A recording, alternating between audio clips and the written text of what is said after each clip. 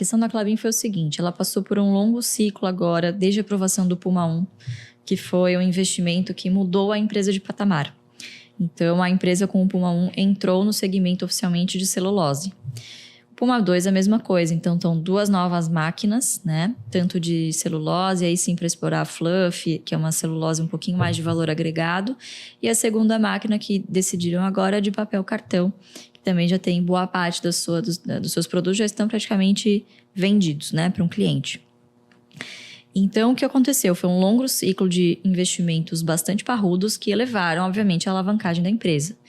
Justamente por isso, ela adota uma política de distribuição de dividendos que é em relação ao EBITDA, que é uma porcentagem do EBITDA. 2020 e 2021, que é o ano que ela deveria, né, do ramp-up, enfim, a fábrica começando a partir, desde o ano passado ela partiu.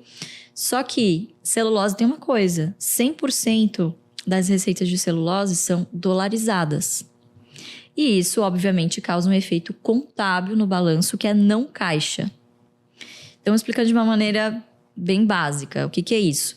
Se você tem receitas em dólar, obviamente, se o dólar flutua, e ele variou bastante de 2020 até hoje, né? Foi uma montanha-russa, os lucros da empresa ficam com um comportamento errático.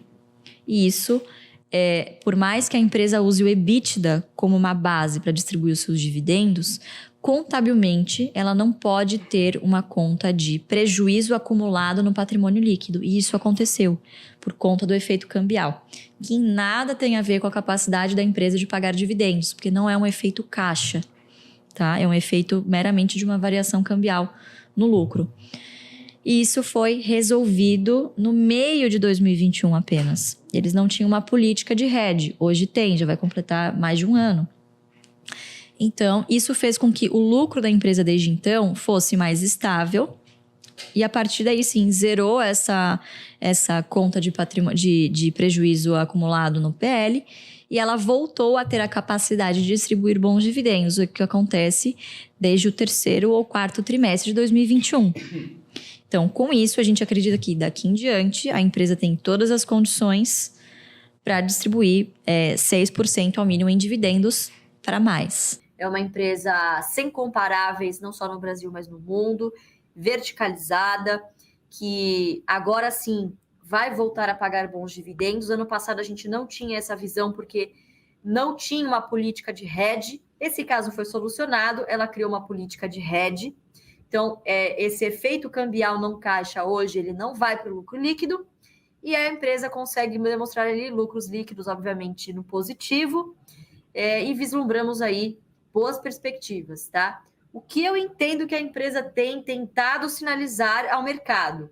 Essa previsibilidade trimestral e esses 6 centavos aí, na minha opinião, vão ser recorrentes, né? Porque ela tem uma política de dividendos diferentes, que é sobre o EBITDA menos o CAPEX, bem fácil de calcular, inclusive com dados do próprio press release, vocês conseguem calcular isso. Então, fazendo uma continha de padeiro, mantendo esses 6 centavos pela KLBN4, né? É só multiplicar vezes 5 isso para os 20 centavos na KLBN11. Também ainda estou decidindo se vou na PN ou vou na Unit.